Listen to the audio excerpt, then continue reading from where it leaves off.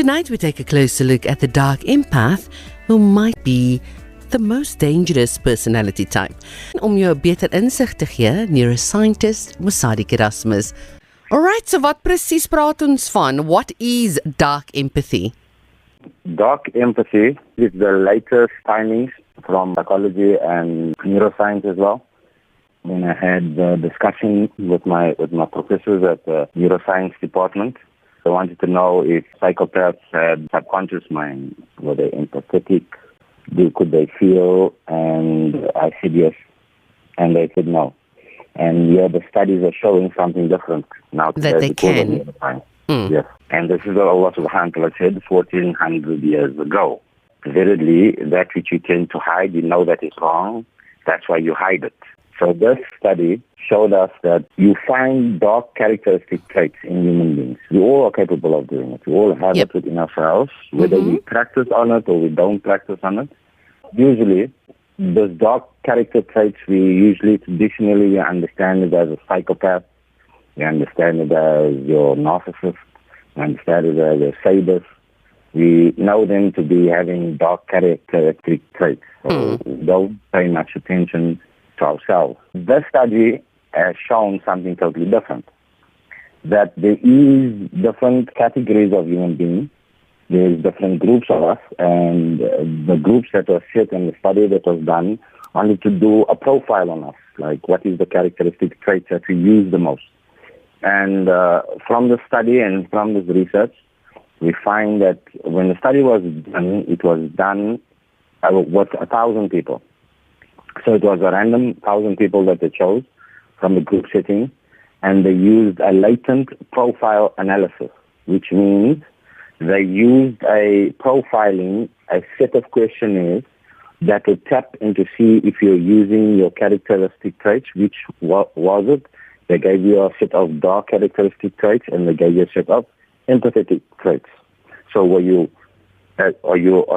aware of your dark characteristic traits? And they wanted to see the scaling of how much time you use your empathy. Right. And when they conducted this study, now obviously you have your, as you call it, the traditional dark traits, the people that have these type of dark traits. There were only 13% of them that had a low scoring on empathy. Not a no scoring, a lower than average scoring on empathy. Right. Uh-huh. Then we had a second group of people. This 34%, they had a below an average type of empathy and dark traits. So they were just average. So that was put aside. The third group of people, which we call empaths, people that love to show empathy, very generous, there was 33% of them. And what we found in them was they had a very low level of dark traits in them. They scored lower than average and higher in your empathy. But the fourth group was very strange with the study. The fourth group, however, had a trait where they had more dark traits with them, and they didn't score average, they score above average with the empathy. And this is where the study comes from, and this is why it's called dark empathy, because they are more than your average person that shows empathy. So the reason why they think these groups of people are very dangerous, this study took off, and it's all over the internet, it's all over the show, but one shouldn't, go into your own analysis and think that this person has specific dark traits or he has dark empathy, especially from what we're going to discuss tonight, is because, remember, as I said in the beginning, we all have these tendencies within us. We all have the ability to do this, right? And this is why we are governed by the Quran and Sunnah too. We don't navigate through it. But as the studies go, they found that traditionally we thought that the narcissist, the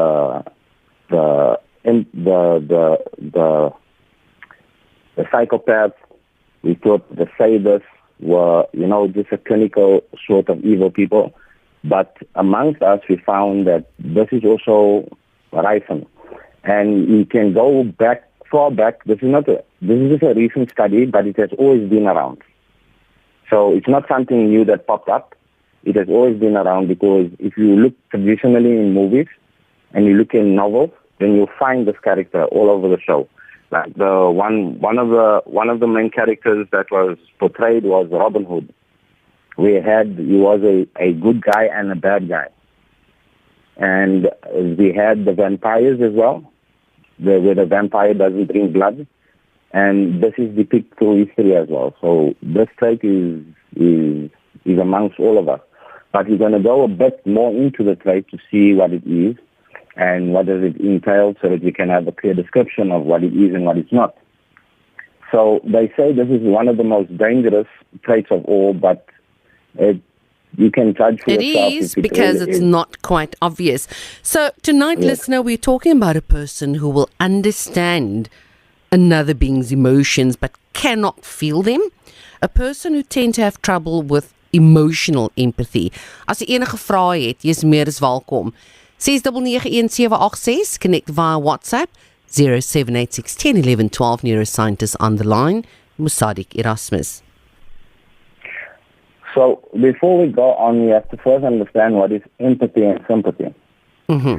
So empathy is the ability to understand where another person is coming from. Like we always use the phrase. You have a deep understanding, right? Yes. Put yourself in someone else's shoes. This is what we're speaking about. Mm. And this is what we call cognitive empathy. And then sympathy, on the other hand, when we do the phrase that we act upon, shame, I know what you're feeling right now, that is sympathy, which is affective empathy. This is what they call it. Now, between the two traits, one can decipher where you feeling what the next person feels or understands what the next person is going through. And this is very important. As we said last week, we spoke about being able to recognize someone else's emotional turmoil. Mm. When somebody's suffering, the sadist, on the one hand, they get off on other people's suffering. They love it. They find pleasure in other people's suffering. As they say, amongst us, not all people are sadists. Again, there's a common trait amongst people in our society today where we say misery loves company. Mm. And this is where that comes from. And the Machiavellianism, that is something else. These people are deceptive. These people have treachery. They can exploit. They are very critical and they have a manipulative nature. They manipulate people a lot. So the narcissists in general, and majority of the people, when I speak to them, majority of the people, shockingly, the females, when they speak to me, they always tell me that I think my husband's a narcissist. Now, you have to be very, very clear on deeming someone being a narcissist, because there's characteristic traits that make them narcissists. Like, for instance, I spoke about myself. I said that when I studied the subject matter, I saw I had narcissistic tendencies. It doesn't mean that I'm a narcissist. Mm. And one of the main things that I found within myself, my tendency was not to be grateful. I had an expectation. I had thought that I'm supposed to expect something out of a certain particular thing. When I understood it, then verily Allah subhanahu wa ta'ala says that majority of people, we are ungrateful. Mankind is very ungrateful. And then I started self-searching for myself. And then when I started practicing gratitude, and that's when I saw how ungrateful I really was. And for somebody that's practicing gratitude, that's trying to at least practice gratitude at every nick and cranny, my wife, if you ask her, she'll say, so I'm a very ungrateful husband. And this is the nature of human beings. We get self-focused. We get engulfed in what we want or what we perceive or want to see. And the main characteristic of a narcissist is entitlement. And this is what we need to understand. When I speak about entitlement, Whatever you expect to have when you come home or being done for you, that's an entitlement. So this is a reflection on ourselves and not to other people out there first. Because if we have any of these traits within ourselves, then we should change it, inshallah. Yeah, but that is also, Maf, that is also why some people would think that the dark empath and the narcissist would in fact make a good couple, but not. No. They won't make it. There's clashes. Definitely. Now you must remember the psychopath that I spoke about, the Machiavellian that I spoke about, the narcissist and the sadist. All of these characteristic traits have, from what I've studied so far, have one common ground. One common ground. And that is ego. They love being put on a pedestal. There we go. The self-interest. What can they gain from it? What is in it for them? They're very selfish human beings. And therefore, they would abuse the dark empath. Yes. So, so in a nutshell, listener, there is darkness attached to something as positive, as constructive as empathy. Yes. Yes, because the dark empath has the ability to actually be sympathetic with you. But again, as I had in my self-mastery course, I had a lot of people, I asked the question, when you're doing good for people, or you're doing good to people, we, as human beings, we have an expectation, there's another expectation. We have an expectation of not being slapped in the face for it, at least. Or at least a thank you, or some sort of gratitude. So because this is our nature. But here's the thing though, when you do something good, what is the reason that we did it for? Did we do it for the appraisal and approval? Or did we do it because we wanted to do the good? Or did we do it because we knew that this is what I'm supposed to be doing? This is my nature. Because the dark empath, on the other hand, when he does something good, there's something attached to it. True, huh? It's always in his favor. Do you understand? This is one of the traits of a dark empath. He always does it. So when he gives you something, you will be excited, but then you owe him. There's an owing. Yeah, they gravitate towards, manipulation. Exactly. That is how they manipulate, right? The dark empath is not like your psychopath that will be direct in inflicting pain. The dark empath does it indirectly. So he has social coercion, you have social, where he, for instance, I give an example. If you know someone and they invite everybody in your family to a certain event, but you are not invited, that is also how they hurt, directly. They can hurt you, but they don't do it directly where you have any evidence to what they're doing. Look, bottom line, Musaddiq, if they don't get what they want, they can become very vindictive. That's when it becomes dangerous. They're selfish characters. They focus more on what they can get out of the relationship. There's it. And this is what we, in the time that we're living in, majority of us are becoming guilty of it. Because we are not in a good healthy space for ourselves, The majority of us, we have the tendency of thinking that my husband is responsible for my happiness, my children is responsible for my happiness, and this is where the dark empath, again, he also induces a whole lot of guilt trips. They are professional in guilt tripping to get what they want. Yes. And this is everything. It's below the radar. Yeah, just talk us through, Musaddiq, talk us through that set of socially aversive traits, the spitefulness, the greed. I mean, there's a pretty long list, right? Yes. There is a pretty long list. Firstly, their aggression, as I said, is indirect. They hurt, they manipulate people, they're social, exclusion, they're malicious. Humor, they use humor as well, making jokes about sarcasm you in front of not even sarcasm sometimes, but more specifically to hurt and induce pain when the opportunity arises. So they are opportunists. As soon as they have an opportunity they will go for the jugular. And they are not merciful at all, again. They are very agreeable. This is why you can't see them.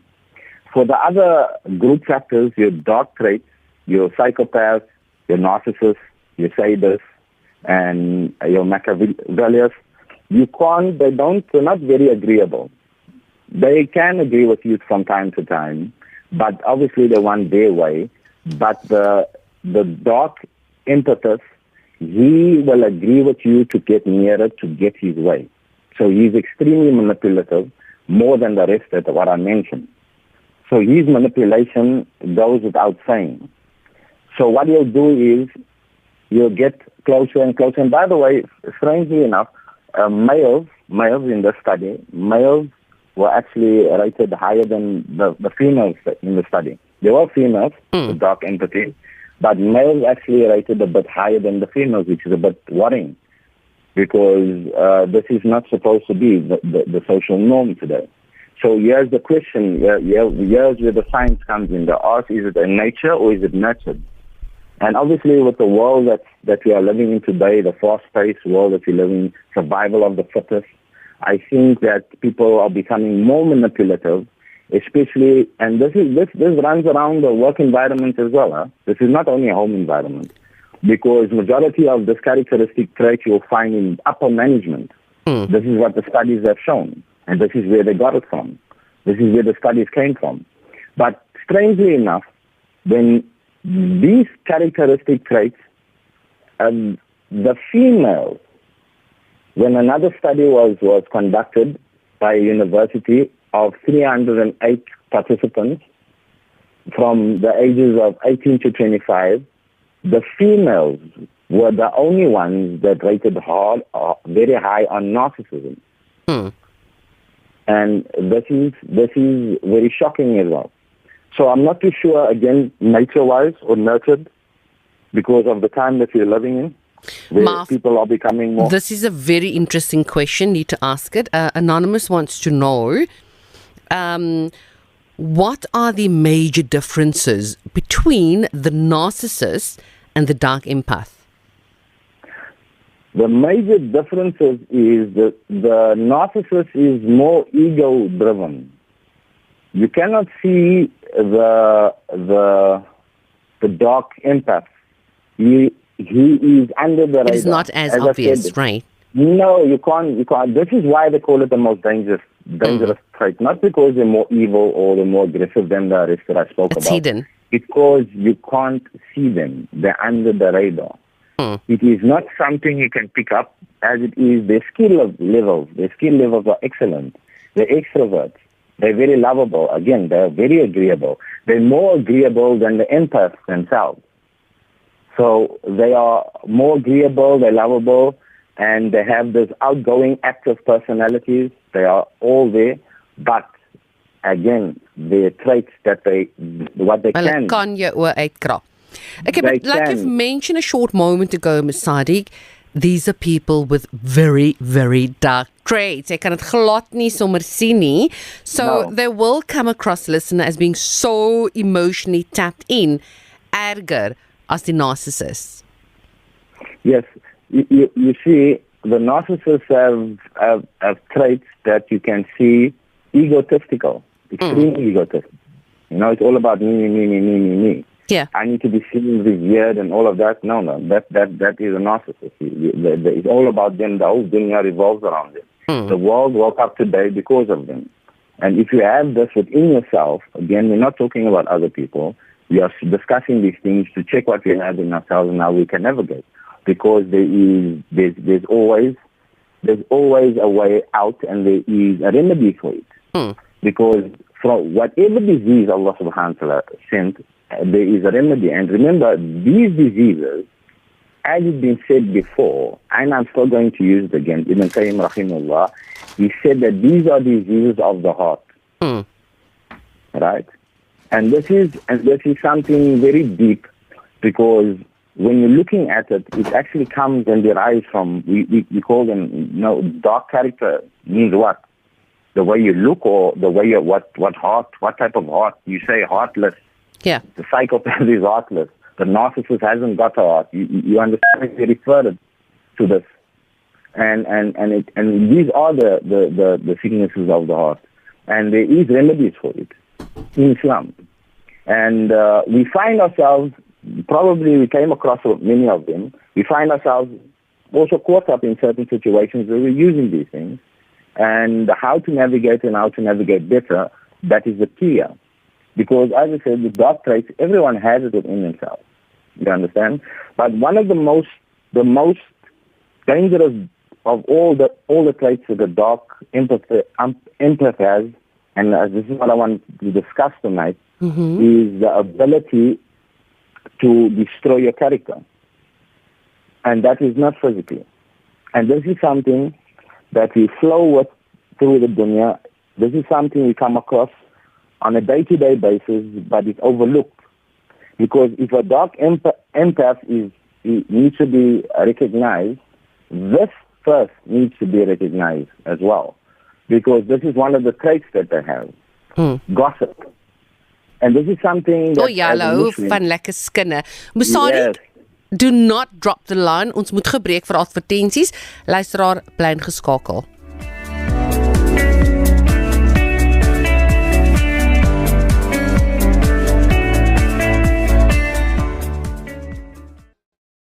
Fine-tune your spirituality this Ramadan with dedicated programming to reconnect and strengthen your relationship with the Quran. Feel the difference by making Radio 786 your companion this Ramadan.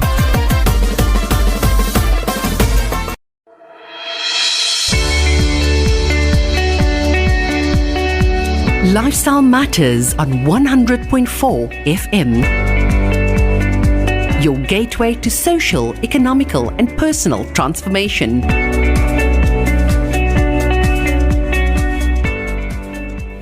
Tonight we're chatting about the Dark Empath with neuroscientist on the line, Musadi Erasmus.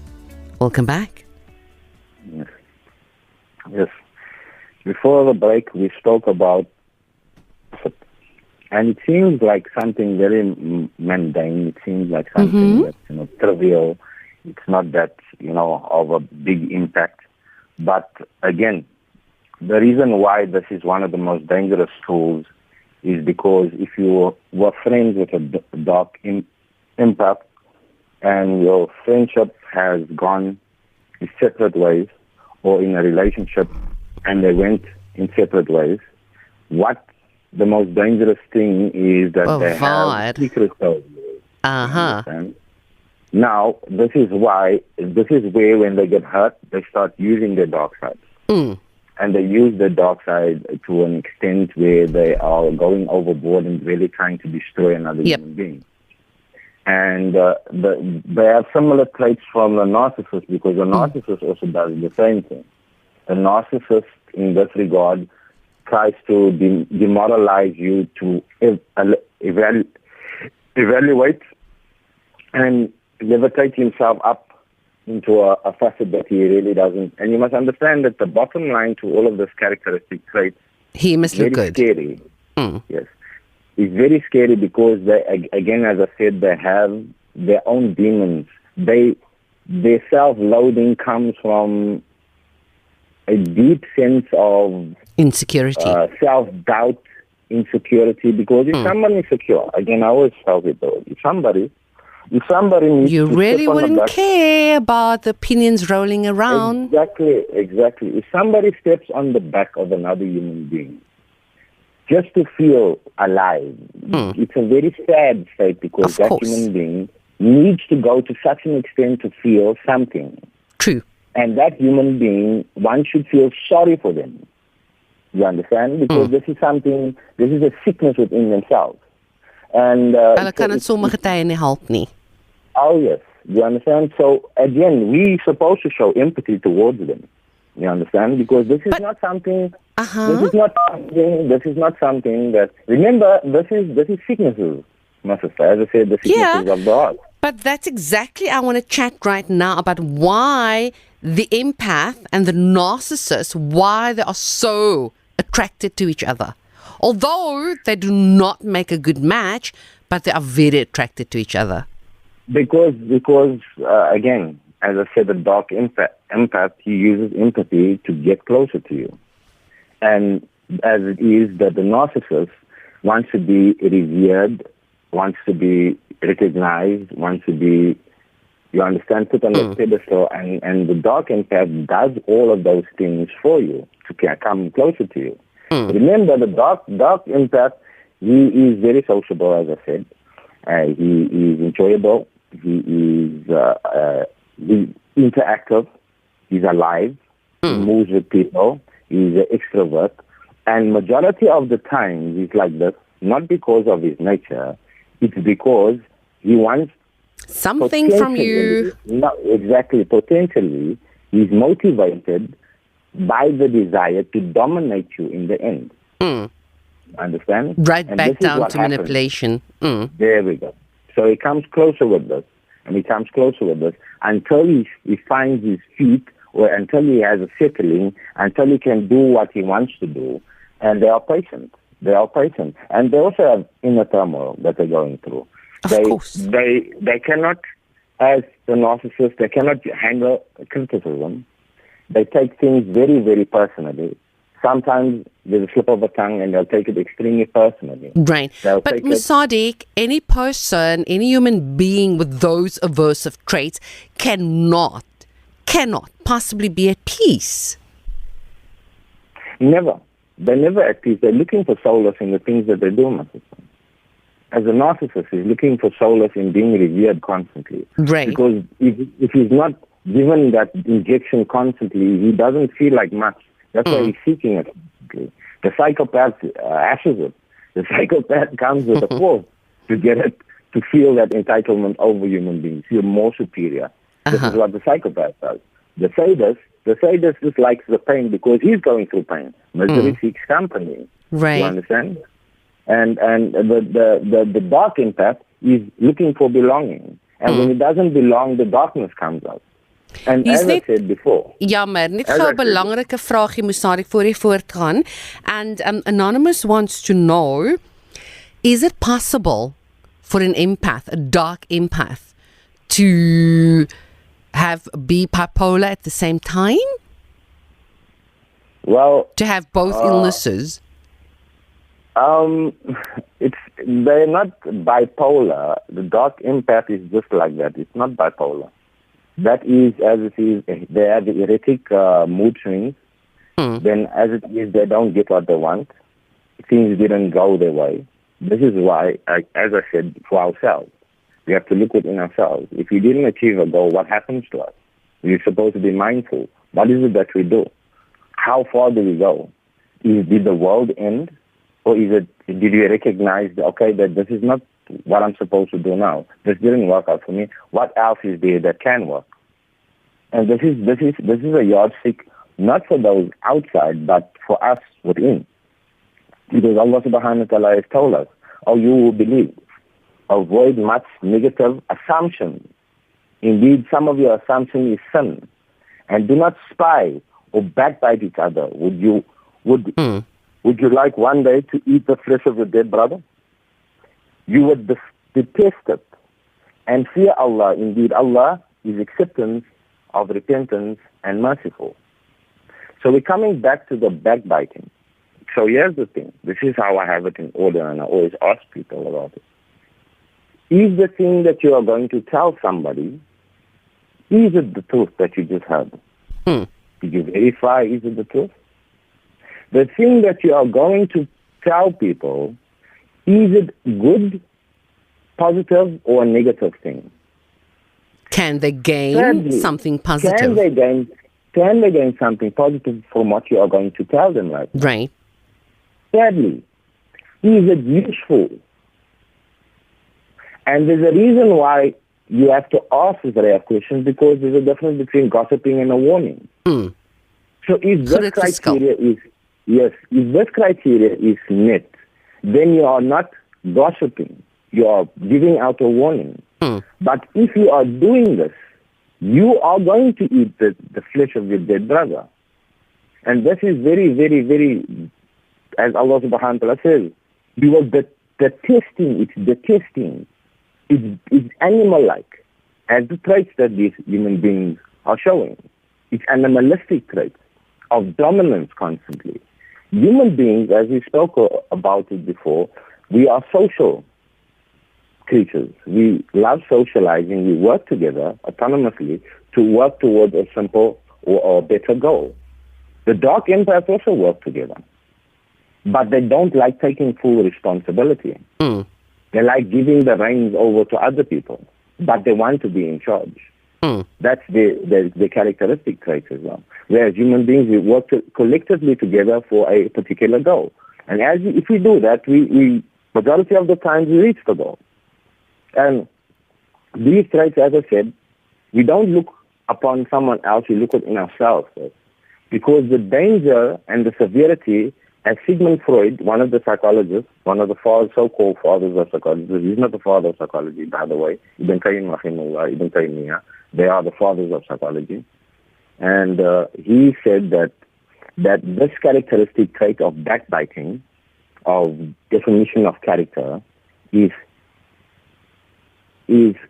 a bit of, how did he break it down? He broke it down in contentious, he said, fundamentally disrupting, destructive, especially on a collective basis where human beings are supposed to go forward. Because if you defamate a human being's character, it's very hard to get it back. Because that is supposed to be, you see, by doing something physically to someone is one thing. Doing something on a huge scale where that human being cannot find his livelihood, And that is why you can really go and sue the person for defamation of character. Yes, Want your naam is alles. Yes, because now people who do this, again, they have characteristic traits in them. Number one, as it is with the dark characteristic traits, I am very interesting. Using someone else, destroying someone else, to seem very interesting. They elevate themselves by telling you the despicable things of another human being. By degrading another being, right? Yes, especially when they're not there to defend themselves. And this is where we spoke about the malicious humor. The malicious humor they use in a company of people when the person is there to defend themselves. Malicious humor means that I'm going to say something personally about you in the open to demoralize you in front of everyone. That's what it means. Because now you're caught off guard and you can't defend yourself because it's true. And so you have a choice. There's two things you can do, Musadik. You continue sitting in the conversation, rectify the person, or you walk away. There we go. And this is why we speak about solutions. And one of the main solutions to this characteristic trait within ourselves, we're not talking about other people. One of the main solutions to the sicknesses of the heart is gratitude. Now, people will understand me when I say gratitude again. No, I'm grateful. No, I say shukr. No, alhamdulillah. No, I'm not speaking about that. I'm speaking about real gratitude. Right. The gratitude that Allah subhanahu wa ta'ala wants from us. We think that gratitude is only coming with a thank you. Allah subhanahu wa ta'ala said that love is not spoken, it is shown. So here's a little something to think about. If I were to ask you to think about someone in your life that you are really grateful to, who would that be? Who would that person be? Is that a question to me? Yes, to my you. mom. And to all your listeners, right? Can you tell me the story of why you're so grateful to this person and what did this person do for you? Everything and anything, because that is the one person that is my go-to person, number one. Number two, it doesn't matter what happens, what has transpired, she's always there to back me up. Okay. Always there to support. So why do you think that this person did this for you? Loves me to bits. Can you describe in words or actions the effect that it had on you. Can you describe it? Yep. That love. I was able to spread the love to other beings, and that is why I'm a people person, and that is why I'm grateful, and that is why I just love life. That is what I've been taught. Okay. So did you have an opportunity to express this gratitude to this person? Yep. Like really, all the really time. 24/7. Yeah. We're pretty close, sorry. If I can ask, what did you say or what did you do to show your gratitude? I send her regular messages, I chat to her every single day, and I tell her that I love her. Okay. If you could speak to her right now, what would you say? The same thing I tell her every single day. What would I be without you, my rock, my pillar of support, my psychologist, my attorney, my go-to girl? You understand? So do you understand when I speak about gratitude, this is what it entails? It's pretty deep, yeah. You understand?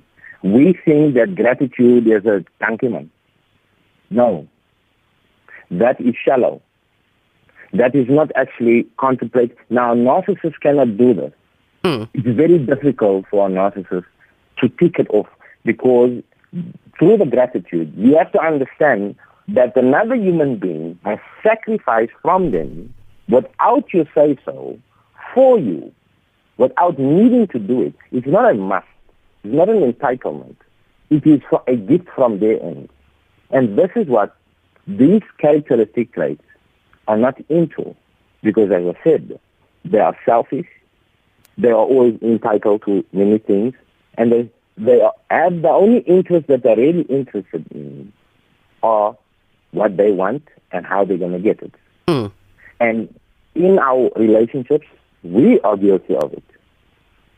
Are we giving more or are we expecting more in return from people? Good question. And when I say relationships, I'm not only talking about your marriage, I'm talking about your friendships, I'm talking about your work colleagues, I'm talking about, in general, your community. What are you? Are you the giver? Are you the gift to society? Are you waiting to receive gifts? This is what you need to understand from an Islamic perspective. Allah subhanahu wa ta'ala, as it is, when we die, we make Salatul Janazah. And with Salatul Janazah, that means we are giving Allah back the gift that He loaned to us. So when we leave this dunya, were we a gift to mankind? Or were we that person that people were praying to would leave as soon as possible? You understand? So being profiled or having a profile on these characteristic traits is from oneself. When I spoke about envy, people got a shock probably when I spoke about self. When yourself, within yourself, are you envious? And people said, no, we have this characteristic that we are human beings. This is why Allah subhanahu wa ta'ala spoke about it. And this is why Allah subhanahu wa ta'ala warned about it. Because we are supposed to be, again, emotional intelligent. What have we got? What are we practicing upon? Have you got this trait? And if you recognize you don't have this trait, then you have a problem. Because these characters over here don't believe that they have these traits. They believe that they are perfect. And everybody else is wrong. So one reflects within oneself. How can I better myself? Are you the same person as yesterday? Because you have a competition. Today we are very competitive. We keep in competition with what we see, the world, what the world tells us we're supposed to be. We're keeping in competition with that, but we are not keeping competition with our character. Have I got a better character than what I had yesterday? Because the Rasul sallallahu alaihi wasallam was sent to mankind, not to Muslims, to perfect your character. Because character is what makes a human being and not a thinking animal. Because there's a huge difference between a human being and a thinking animal. A thinking animal thinks for himself only. What can I get out of it? I don't really care. While a human being is humane. And we should actually reflect, as what I said last week, we should actually reflect not with only ourselves, in our community, what are we becoming? What can we change and what can we improve to better ourselves, better our community, for not just us, for our kids and the future? Because as I said before, if you want to be remembered, it's simple. I got the secret to be remembered. Become the president of a country and steal the country's money. Nobody's going to forget you. But if you want to leave a legacy behind, then leave this place, this dunya that you are on right now, in a better place than what you found it. Agree. You're one of those guests where I always end up saying the views expressed in this program, not necessarily that of the management or staff. Yes. No. Oi, That's just net 'n grappie. Yeah.